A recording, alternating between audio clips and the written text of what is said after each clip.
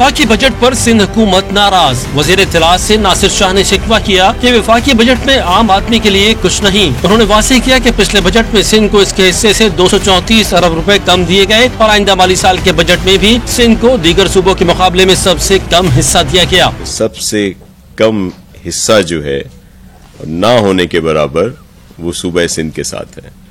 ویسے بھی یہ جو رواں مالی سال جو ابھی کچھ ہی دن جس میں باقی ہیں، اس میں بھی جو ہمیں ہمارا حصہ تھا 234 ارب کم دیے گئے ہیں۔ مرتضی وہاب نے کورونا کے بڑھتے کیسز پر تشویش کا اظہار کیا اور واضح کیا کہ سندھ حکومت دوبارہ لاک ڈاؤن کا تنہا فیصلہ نہیں کر سکتی۔ فی الحال کوئی فیصلہ لاک ڈاؤن کے حوالے سے سندھ حکومت نے نہیں کیا ہے۔ بڑی الارمنگ سچویشن ہے پاکستان بھر میں، ہمیں تشویش ہے اور یہ تمام باتیں ہم فیڈرل گورنمنٹ کے سامنے رکھیں گے تاکہ این سی سی میں اور این سی او سی میں کوئی فیصلہ اس حوالے سے ہو سکے۔